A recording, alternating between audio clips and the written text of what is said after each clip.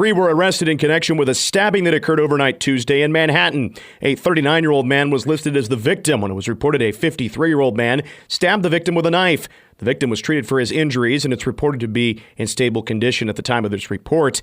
53-year-old Marcus Washington of Manhattan was arrested for attempted murder and aggravated battery. He was issued a total bond of $250,000 and remains confined in the Riley County Jail at the time of this report.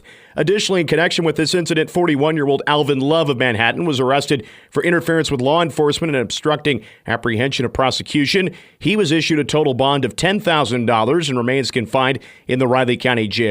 Also, 26-year-old Nicole Cochran was arrested for interference with law enforcement and also obstructing apprehension of prosecution. She was issued a total bond of $10,000 as well and remains confined in the Riley County Jail. Riley County Clerk Rich Vargo wants voters to know that their elections have never been more secure. Vargo says the newly renovated election services space has provided more spaces for elections personnel, and it means no other departments are in the same area when election staff are working with sensitive information. In fact, visitors are buzzed into the newly renovated election services office, and they would have to go through a second secured entrance to get access to the employee area. Election workers are trained and follow state laws to ensure the integrity of the election. Vargo said any doors that can be opened in polling places that might allow someone to tamper with elections is sealed. Before Election Day begins, poll workers check voting machines to make sure they show 0 votes. Multiple workers must sign off on that. Crucially, Vargo said the voting machines aren't connected to any networks, internal or external, which means they can't be hacked. They are only connected to a 110-volt electrical outlet. The full conversation with County Clerk Rich Vargo can be found at themercury.com. Local Democratic candidates the last 3 months have raised and spent more money campaigning for the state legislature than their Republican opponents. Campaign finance reports released earlier in the week. Democratic State Senator Yusha Reddy has a substantial fundraising advantage over Republican challenger Brad Starnes, with Reddy holding a fundraising advantage of over $63,000 to Starnes raising just over $7,000. Reddy has also spent a substantial amount over Starnes, spending over $82,000 in comparison to him spending a little over $29,000. In the House District 67 race, Democrat Kim Zito has brought in a little over $26,000 compared to Republican Angel Rosa raising over $22,000 in the reporting period between July 26th and October 24th. In House District 51, Democrat Linda Morse outpaced Republican Megan Steele by nearly $14,000 raised, to Steele bringing in just over $9,000.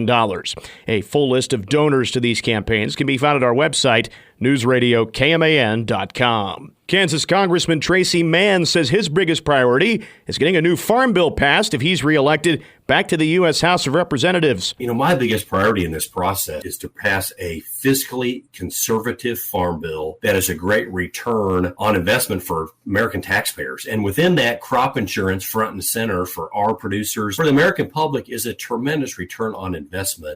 Mann also further discussed the possibility of tariffs being put on China if former President Donald Trump is reelected to the presidency, speaking about the importance of giving farmers assistance if China retaliates against American agriculture like they did in 2018. The president and the Congress at that time were adamant about making it up to our ag producers with payments to make sure that as they were on the tip of the spear, they were made whole or close to it. Absolutely, if there are tariffs that go into effect, the agriculture gets caught in a trade war, let's make sure that we make it up to our ag producers that are really leading the charge in these wars. The previous farm bill was passed in 2018 and recently expired. Congress is authorized to pass new farm legislation every 5 years.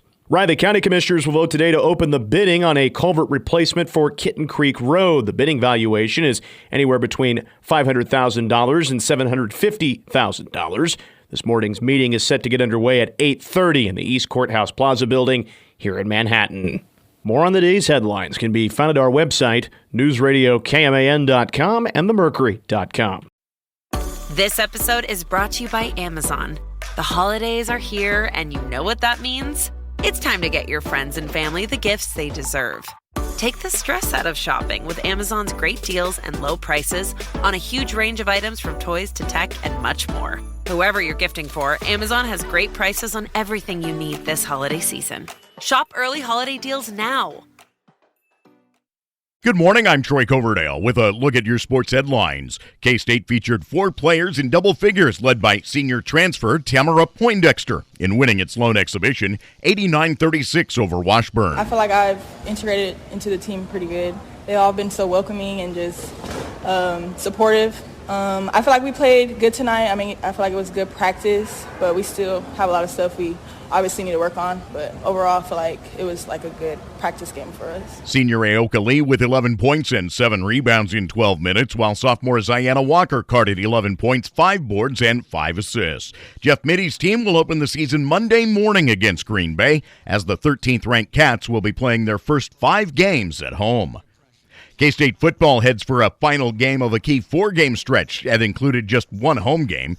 They wrap up that stretch at Houston on Saturday afternoon. One of the breakout players for the Cats over that time frame has been redshirt freshman tight end Will Ancio. In the post, like a lot of the footwork and stuff that Coach LePac always tries to make references to that for me, just to kind of help my brain out a little bit with some of that stuff. And then, like going out there and like on jump balls, it's just like you're going up and grabbing a rebound. So a lot of that's been helpful, and I'm glad that my basketball skills have been able to help pay off in this realm too. K-State and the Cougars kick off at 2:30 Saturday. PowerCat Game Day begins coverage on News Radio KMAN and 101.5 K-Rock at 10:30 that morning. The Dodgers clinched their second World Series championship in 5 seasons last night, overcoming a 5-run deficit with the help of 3 Yankee defensive miscues and then rallying on sacrifice flies from Gavin Lux and Mookie Betts in the 8th to best New York 7-6 in Game 5. Freddie Freeman was named MVP after homering in the first 4 games of the series. He matched a Fall Classic mark with 12 total RBI. K-State volleyball at home tonight. They'll play a match against West Virginia that gets underway at 6:30. Have a great day. I'm Troy Coverdale.